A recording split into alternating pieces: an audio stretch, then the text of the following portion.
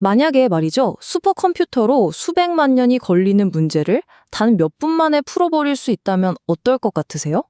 네, 공상과학 영화 이야기 같지만 이게 바로 양자 컴퓨터가 가진 엄청난 잠재력의 시작입니다. 오늘 우리가 함께 깊이 파고들어 볼 주제, 바로 양자 컴퓨팅, 내일의 초강대국을 향한 경쟁입니다. 자, 오늘은 총 4가지 이야기를 해볼 건데요.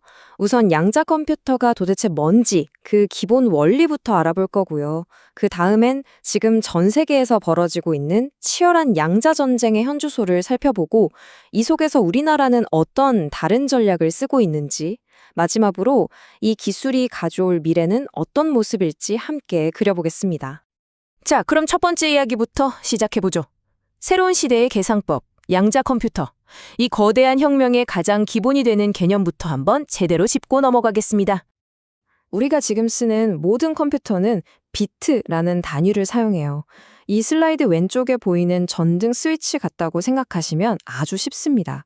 켜져 있거나 1, 아니면 꺼져 있거나 0, 딱 둘 중 하나죠. 근데 양자 컴퓨터의 큐비트는요, 차원이 다릅니다. 오른쪽 그림처럼 공중에서 팽그르르 돌고 있는 동전 같아요. 앞면 1이면서 동시에 뒷면 0일 수 있다는 거죠. 정말 신기하죠? 바로 이 동시에 여러 상태가 될 수 있는 능력, 이게 바로 양자 컴퓨터를 그토록 강력하게 만드는 비밀의 첫 번째 열쇠입니다. 아니, 이게 어떻게 가능하냐고요? 바로 중첩과 얽힘이라는 두 가지 마법 같은 원리 덕분입니다. 중첩이 방금 말씀드린 것처럼 큐비트가 0과 1의 상태를 동시에 갖게 해주는 거고요. 얽힘은 더 신기해요. 두 개의 큐비트를 보이지 않는 끈으로 묶어버리는 겁니다. 마치 마법 주사위 두 개가 있어서 하나를 서울에서 던졌는데 6이 나왔어요. 그럼 저 멀리 뉴욕에 있는 다른 주사위도 던지는 그 즉시 6이 나온다는 걸 알게 되는 거죠.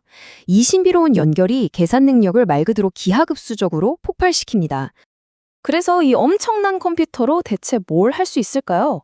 예를 들면 쇼어 알고리즘이라는 걸 쓰면 지금 우리가 쓰는 가장 강력한 암호책에도 순식간에 그냥 풀어버릴 수 있고요. 그로버 알고리즘은 천억력 검색 엔진 같은 거예요. 어마어마한 데이터 속에서 원하는 걸 눈 깜짝할 사이 찾아내죠. 이것뿐만이 아닙니다. 신약이나 신소재 개발, 금융이나 물류 분야의 아주 복잡한 문제들까지 그야말로 산업 전반에 혁명을 가져올 겁니다. 자, 이 그림이 바로 그 그로버 알고리즘의 원리를 아주 잘 보여주는데요. 복잡해 보이지만 원리는 간단해요. 수많은 데이터 속에서 이게 정답이다 하는 값만 딱 꼬집어서 증폭시키는 겁니다. 마치 시끄러운 시장 한복판에서 내가 듣고 싶은 목소리만 점점 더 크게 만드는 것과 같다고 할까요? 이런 과정을 반복해서 정답을 찾아낼 확률을 극적으로 높이는 거죠. 자, 이제 이야기의 무대를 좀 바꿔보겠습니다. 두 번째 섹션, 세계는 지금 양자 전쟁 중. 이 엄청난 잠재력 때문에 지금 세계는 기술 패권을 두고 보이지 않는 전쟁, 바로 양자 전쟁을 벌이고 있습니다. 이 전쟁의 최전선에는 누가 있을까요? 바로 이 거물들입니다. IBM은 무려 1121개 큐비트를 가진 프로세서를 선보이면서 힘을 과시하고 있고, 구글은 이미 2019년에 양자 우위, 그러니까 기존 컴퓨터를 뛰어넘었다고 선언했죠. 근데 이게 이들만의 리그는 아니에요. 이온큐나 디웨이브 같은 회사들은 또 각자 다른 방식으로 정상을 노리고 있어서 이 경쟁이 정말 흥미진진하게 돌아가고 있습니다. 기업들만 싸우는 게 아닙니다. 국가대항전은 정말 상상을 초월해요. 이 그래프 좀 보세요. 압도적이죠. 중국의 공공투자액이 무려 153억 달러? 우리 돈으로 거의 20조 원에 달합니다. 미국보다 500 가까이 많은 액수예요. 이건 단순히 돈을 많이 쓴다 이런 차원이 아닙니다. 양자 기술에 국가의 명운을 걸었다는 아주 명백한 신호죠. 그리고 이런 엄청난 투자는 고스란히 특허 건수로 이어집니다. 전 세계 양자 특허의 60%가 중국에서 나오고 있어요.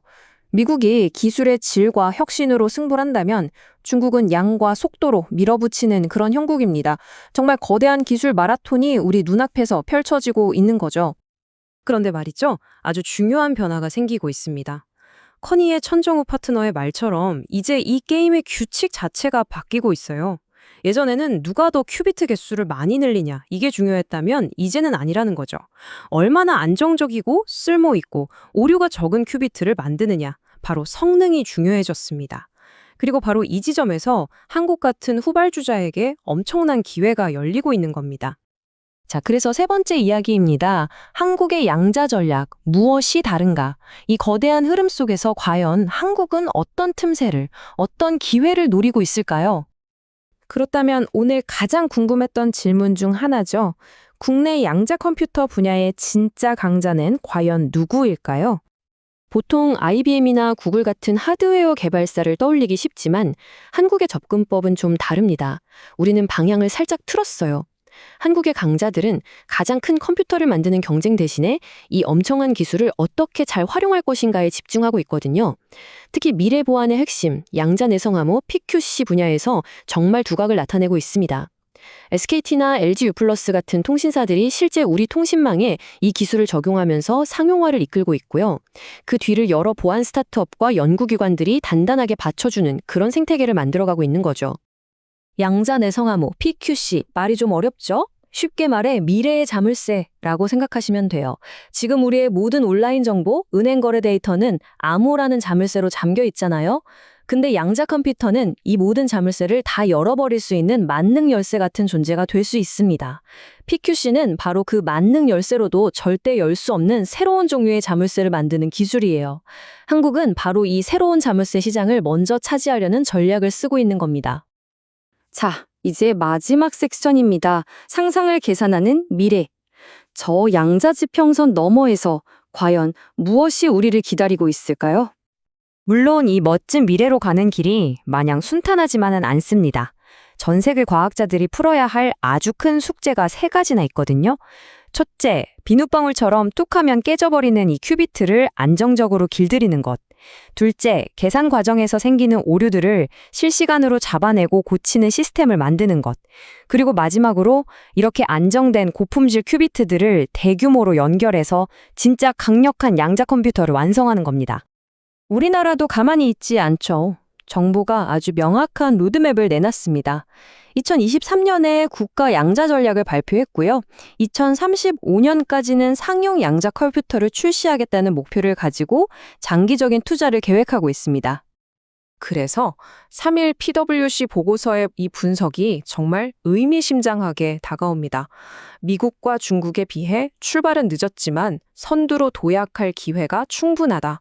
다시 말해서 모두가 더 강한 창을 만드는 데 집중할 때 누구도 뚫을 수 없는 방패를 만드는 한국의 전략이 이 기술 전쟁의 판도를 뒤집을 수 있는 게임 체인저가 될 수 있다는 희망적인 메시지죠.